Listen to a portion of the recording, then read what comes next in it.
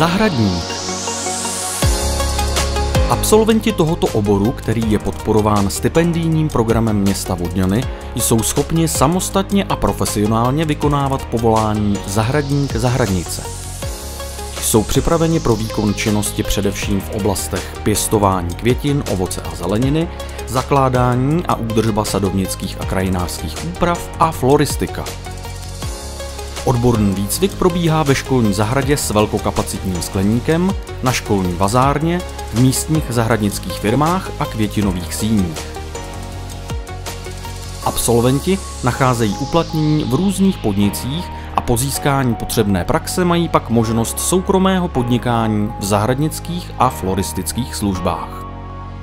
Střední odborné učiliště služeb Vodňany, obor zahradník.